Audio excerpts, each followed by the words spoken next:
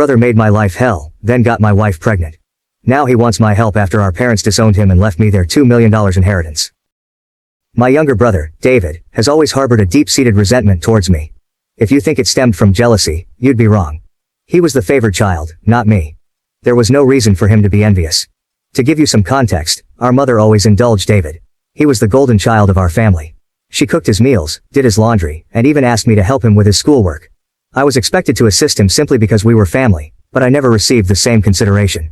I accepted this, as I was quite independent. Perhaps it was partly my fault for always meeting his needs without expecting anything in return. He never helped me when I needed it, and only approached me when he wanted something. While I was a quiet, introverted kid who enjoyed studying and keeping to myself, he was loud and rough, just like our dad. I also tend to be straightforward and honest, never sugarcoating things. I believe my mother may have developed a negative perception of me because of my straightforwardness. This favoritism made David the family's darling, and I didn't mind it while we were growing up. However, problems began when he started bullying and mocking me for being different from him. He would tease me about my height and the fact that I wore glasses. He would sneak into my room, read my diary, and then complain to my mom about what I had written. When I yelled at him and complained to our parents about him invading my privacy, they would laugh it off, saying it wasn't a big deal. He did more awful things, like nearly breaking my glasses and putting nasty things in my food. He even once put little stones in my cereal, but luckily, I found them before they could damage my teeth. When I told my mom, she dismissed it, saying this is how brothers bond. Whenever we fought, David would zero in on my insecurities to insult me. We went to the same school, so he knew I was being bullied by a few kids. Instead of supporting me, he sided with the bullies, calling me names like ugly loser or hairy monkey, and encouraging them to physically harm me, saying I was just a big failure. Another time, during a fight over something trivial that I can't even remember, he told me to kill myself.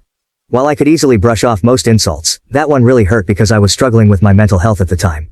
I'm doing better now, but it was devastating to hear that my own brother wanted me dead. Since dad was often at work and mom didn't seem to care much, she even scolded me once, claiming it was my fault for irritating him. Things progressively worsened. During high school, there was a shocking incident when David attempted to set my hair on fire, and unbelievably, our mother defended him, claiming he was merely playing. Seriously, who behaves like that? Thankfully my dad eventually sided with me and pointed out the gravity of the situation. He even threatened to call the police on David. This moment was a real eye-opener for my brother, as he had never faced any consequences for his actions before. He was genuinely stunned, and my dad made it clear that enough was enough and that David needed to start respecting his older brother. Later, Dad came into my room to talk. I never expected his support because he always told David how similar they were, which was true. Dad admitted that he had waited for years, hoping David would mature, but he was slowly realizing that David was becoming a big bully. Hearing this from my dad was incredibly validating, and I almost broke down in tears. I confessed everything David had done to me over the years and even mentioned the bullying at school. My dad was shocked at how much I had endured. The next day, he spoke to the principal to ensure the bullies were warned about severe consequences if they continued. Later that evening, Dad enrolled me in MMA at our local gym, telling me I needed to man up and stand up to bullies in my life. I admit that a nerdy kid like me trying to learn to fight might have seemed laughable, but I was very focused. I managed my time well to balance my studies and daily workouts, and the MMA classes completely changed my life and physique. One day, David was up to his antics again. He stole my pocket money, which we received for helping with chores. I had been saving it for a while. David sneaked into my room and took it. I caught him just as he was about to cycle off with his friends. I demanded he return my money, but David mocked me, saying all I could do was run to Daddy for help. I don't know what came over me, but I punched him in the face. He was stunned, fell backward, and I retrieved my money from his pocket before throwing him back down. David started crying loudly, which was quite comical. However, my mother rushed out to help him and find out what happened. When she learned I had fought him, she was surprised and reprimanded me, saying I should be a better role model for David, who seemed to enjoy seeing me scolded. My mother also complained to my dad about my behavior, saying I needed to be controlled. My dad grimly asked both of us to explain ourselves. I told him how David had stolen the money I had worked hard for and saved, while David tried to justify it by saying he needed the money for a date, and that as his brother, I should help him. However, Dad told David he was lucky I only punched him for stealing because anyone else would have called the police. He continued to tell David that he had no right to take others' things without their consent. David didn't like that and threw a tantrum, likely hoping our mother would side with him, but Dad remained firm. When David realized he wasn't going to be punished for being hit, he screamed how much he hated me and ran back to his room, locking himself in. Following that incident, David began to distance himself from me. He had finally understood that he couldn't bully me anymore, and that even Dad had stopped supporting his antics. For the first time in a long while, I felt like we were equals. Though he could no longer physically harm me, he resorted to verbal insults when our parents weren't around. His behavior worsened with age, becoming angrier and more short-tempered each year. When I approached him with a question, he would ignore me and walk away, muttering insults like nerd or loser under his breath. If he needed to communicate something, he would relay it through our mother instead of speaking to me directly. When I questioned her about why David couldn't just talk to me, she would urge me to be more understanding. I couldn't tell if it was just puberty or genuine hatred. Over time, dealing with his comments became unbearable, and I longed to move out and get away from him. I repeatedly asked my mother to mediate a sit-down conversation for us to resolve our issues, but she always refused, saying she didn't want to get involved. When I asked her opinion on why David treated me this way, she would brush off the question. Eventually, I left for my dream university, having earned a scholarship as a top student. My dad threw a party for me, and even my mom seemed proud. However, David remained aloof and distant, barely acknowledging my achievements. The day I left for university was a mix of excitement for the future and relief to escape the toxic home environment. The first few months at university were liberating. I made new friends, enjoyed my classes, and started to build a life separate from the oppressive atmosphere of my childhood. The constant fear of David's verbal attacks lifted, giving me a newfound sense of peace. During my second year, I met my wife Karen at a frat party through a friend, and we immediately clicked. Coming from a religious background, having kids outside of marriage was frowned upon. However, when we discovered she was pregnant in our final year, we decided to marry right after graduation. Our wedding was a small but joyful ceremony. Our parents were happy for us, and we enjoyed the celebration. At that moment, I believed Karen was the love of my life. I had always envisioned a monogamous relationship, one woman to come home to and share my life with. Despite other women showing interest over the years, I never pursued anything because I was genuinely content in my marriage. Karen was my dream girl, and I never wanted to hurt her. However, I later uncovered 2 incidents of infidelity in our marriage. One was an intermittent affair with her married co-worker that spanned several years, and the other was a brief fling with an ex-boyfriend during a visit to her family. Some might think I was naive, and looking back, I can't completely disagree. Each time we separated for a while, I chose to forgive my wife. I didn't want to raise our child in a broken home and believed we could overcome these obstacles. The affair with her co-worker happened when we were young, and I attributed it to youthful mistakes and poor judgment. For a period, things seemed to get better. Although I could never fully trust her again, I did my best to set aside my doubts, knowing that if I chose to forgive, I had to genuinely work toward a fresh start. It's been 4 years since her second betrayal, and I felt confident in my decision to give her another chance. Karen seemed to have changed, and we were genuinely happy, planning our family's future. However, 3 months ago, my world was shattered once more when she revealed that she had been having a long-term affair and suggested that our son might not be mine. Her words struck me like a ton of bricks. A mix of shock, betrayal, and disbelief overwhelmed me. I struggled to comprehend the enormity of her confession. In a daze, I managed to ask why she had kept such a significant secret and how she could have done something so devastating. Her reaction was cold and indifferent, as if she were detached from the pain she caused. Her vague responses left me with more questions than answers. It was a surreal and painful moment, confronting the shattered trust and uncertainty about my own family. I continued to press Karen for the truth because I felt I deserved to know the father of the child I had been raising since birth. Ultimately, she admitted it was David. My eyes widened in shock as I asked Karen what she meant. She explained that she and David had become friends when I introduced her to my family, and she stayed with us from Thanksgiving until New Year's. David, usually cold to me, was warm and polite towards her, which made me glad because I didn't want Karen to feel unwelcome. Karen wanted to be accepted into my family, so she spent significant time with my mom whenever possible. She noticed the rift between David and me and questioned me about it. I opened up about our strained relationship and explained that we might never repair it due to his unresolved feelings. Karen understood but started including David in our outings, hoping it would help us bond. Whenever we planned to watch a movie, she invited David, and we watched whatever he chose. During this time, David and I exchanged a few words, which was an improvement compared to his usual silent treatment. I remember Karen and David hanging out and playing video games together, but I never thought much of it. Karen told me that one day, David opened up to her about his struggles and a recent breakup. Feeling vulnerable, he struck up a friendship with her. She mentioned that he would harmlessly flirt with her when I wasn't around, and eventually, things escalated beyond her control. The vision of my wife and brother sleeping together made me feel sick. Karen confessed that she felt guilty afterward and left him, which matched her abrupt decision to go home instead of spending New Year's with me. Although I tried to convince her to stay, she was adamant about leaving. When we met back at college after the holidays, she was her usual cheerful self, so I didn't question anything. 2 weeks later, we found out she was pregnant. Karen admitted she didn't know if the child was mine or David's, and with no way to prove it, she chose to stay with me, knowing I was the more dependable brother. This was why we got married. My world felt like it was crashing down. The son I loved might not even be mine. I asked Karen if she had been sleeping with David recently, and she slowly nodded. She revealed that they had always stayed in touch because their chemistry was undeniable. They would sneak off to hotels, lying to me about working overtime. She admitted that half of her business trips were actually romantic getaways with him. I asked why she married me if she wanted my brother, and Karen said she didn't want to be the one to break off the marriage. She saw me as a wonderful father to our son and decided to stay. In her words, she made a mistake and didn't know when to stop. I told Karen I was glad she told me the truth but that I was going to pack up and leave. She started crying, asking for forgiveness, and expected me to yell at her. Instead, I calmly packed my clothes. Karen insisted that if I loved her, I should fight for her and that mistakes happen in every marriage. When she realized I wasn't going to do anything, she changed tactics, saying our son would be affected by a divorce and that children shouldn't be raised in broken homes. I reminded her that I might not even be the father, which made her cry more and accuse me of being cruel.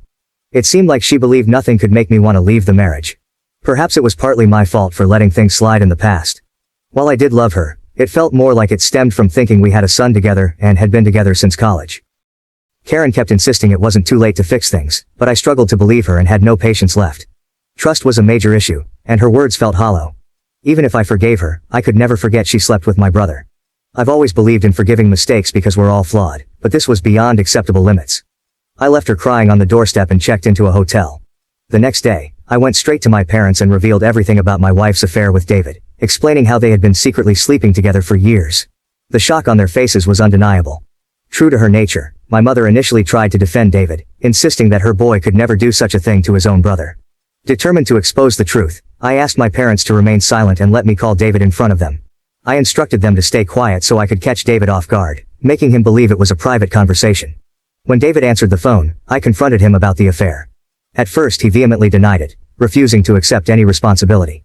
However, when I told him that Karen had admitted to everything, he started blaming her, calling her characterless. He claimed it wasn't his fault if women were attracted to him and that he was the better-looking brother. I told him firmly that I would expose him to everyone. When David mocked me, saying no one would believe me because he was the golden child, I scoffed at his arrogance and thanked him for confirming the truth, knowing our parents had heard everything. David went quiet and then spluttered, trying to explain himself and salvage his image. My mother, still in shock, demanded an explanation from David. He stuttered through a feeble attempt to justify his actions, blaming everyone else but himself and desperately trying to shift the blame onto Karen. I could see my mother, who had once been protective of her favored son, now felt a mix of disappointment and anger. In that charged moment, I felt a strange sense of vindication. For years, I had endured David's torment. Now, the truth was out, and the roles were reversed. It was David who stood exposed, his actions laid bare for everyone to see. As David's words faltered, my father, usually reserved in his expressions, couldn't contain his disappointment. He asked me to pass him the phone and began to speak to David. David, my father began, his voice laden with disappointment. What you've done isn't just a betrayal of your brother, but a betrayal of this family. You slept with your brother's wife and continued the affair even after they were married. Your actions have severe consequences and have irreversibly shattered the trust we had in you. I raised both of you to value family, loyalty, and decency. What you've shown today defies everything I've tried to teach you. He paused, letting the weight of his words sink into David's conscience. Your disregard for your brother's feelings and the lack of respect for his marriage are unacceptable. You've not only hurt him but also torn apart the bonds that hold our family together. Your mother and I are partly to blame for what you've become, but we will no longer tolerate this behavior. From today, you're cut off from the college funds I set up for you. You'll have to figure out how to pay your university fees on your own. I will also stop funding your lifestyle. Do you think it makes you more of a man to sleep with married women? Let's see how you manage without my money. Throughout this, I maintained a composed demeanor. Although I initially wanted to scream at David, watching my dad punish him was the ultimate vindication. I had exposed his true nature, and it was clear he had underestimated the consequences. My mother, despite David's persistent protests, continued to justify him, but my father swiftly ended the call, shutting down David's attempts to explain away his actions. Afterward, my mom approached me and hugged me. It had been a long time since we shared such a moment, but in that embrace, there was an unspoken understanding and support amid the family turmoil. She apologized for not believing me all this time. My 14-year-old self could never have imagined this moment, being vindicated and embraced by my mother. Following this, my dad helped me find a good lawyer to divorce Karen. She and her lawyer tried to fight dirty, asking for alimony since I earned more than her. But her affair played heavily in my favor. We also conducted a paternity test, and it was confirmed that David was indeed the father of the child. The news was incredibly painful, even worse than discovering Karen's infidelity. I was furious that the son I had loved and raised wasn't mine. However, I decided to stay strong. Karen begged me to continue visiting my son, arguing he shouldn't be punished for the situation, but I couldn't bear to see him. He reminded me too much of David, and I hated it. After my divorce was finalized, I felt a sense of freedom wash over me as I moved into my own bachelor pad. It felt surreal to live alone since I had married so young and never really had the chance to experience independence. However, my naturally independent nature allowed me to quickly adapt to my new lifestyle, and I thoroughly enjoyed it. 2 weeks ago, my dad called to tell me he was considering changing his will because he didn't want to leave anything to David. My dad is incredibly stubborn, And once he decided to cut David out of his life, he stuck to it. David tried reaching out to our parents and even showed up at their doorstep, begging for forgiveness, but they refused to let him in. Even my mother, who usually gave in to David's tantrums, seemed done with him, though it must have been hardest for her. David never texted me to apologize for what he had done, showing he didn't regret his actions. He was just upset about being cut off from our parents.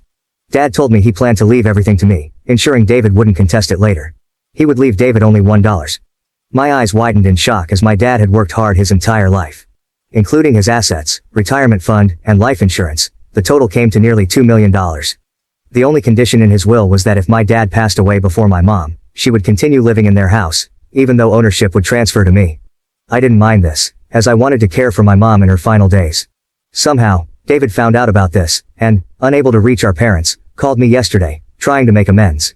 He explained how he was struggling with college and that after Karen discovered the paternity of the child, she had been pestering him for child support. He said he had no money and was looking for part-time jobs but couldn't find anything. He begged me to talk to our family to start fresh since he really needed my help. I laughed in his face and told him I was done with him. I reminded him that he should have thought about the consequences before sleeping with my wife and getting her pregnant. David argued that I was being unfair and that Karen was also to blame, to which I agreed. I reminded him that I had divorced her, making her his responsibility now. He shouldn't be calling me to complain about her or the child since these were the consequences of his own actions. David started to raise his voice, but I interrupted, reminding him that he was no longer the favored child in the family but the black sheep who had slept with his own brother's wife. At that moment, David began to cry, telling me how everyone, including our grandparents and relatives, had turned against him. While this was true, it was no longer my concern. I told him we were done and that he should never call me again since I no longer considered him my brother. Since then, I've replayed the conversation in my mind. Despite my hatred for my brother, I had never heard him cry, at least not since we were kids. I won't lie. It did hurt me a bit to see him so helpless. So, I guess I'm here to ask if I should talk to our parents about him or if I would be an asshole if I don't. Update 1. Hi everyone, many of you have been asking why I am no longer in contact with my son Henry, and some have even called me cruel. I need to explain that I am not comfortable raising another man's child. This isn't a stepson situation. I was led to believe Henry was my son, only to later discover he is actually my brother David's son. Naturally, this revelation hurt deeply, and I cried over it for days. The main reason I don't want any contact with Henry is that I no longer want Karen in my life. If I remain connected to her child, she will find a way to re-enter my life, and I need my space. You may think I'm cruel or selfish, but I can't see him ever again, at least not for a very long time. Update 2. Most of you correctly guessed that it was my mother who informed David about my dad changing his will, leading David to call me as a last resort to fix things. I confronted her in front of my dad, and she broke down, saying I had punished David enough and that he had learned his lesson.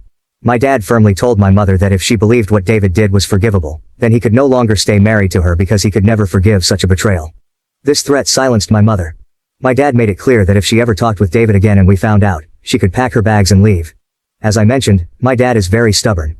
Hopefully my mother will learn from her mistakes. Update 3. Reddit. It's been 5 months since my last update. My relationship with my parents has improved over the past few months. My dad and I go golfing every weekend, and he treats me more like a buddy than a son. Although my mother misses David, she has stayed away from him. The last I heard about David was from my cousin, who said David had been asking everyone for money, and eventually had to drop out of college because he couldn't afford the fees. He and Karen are living together, and he has a part-time job as a mechanic.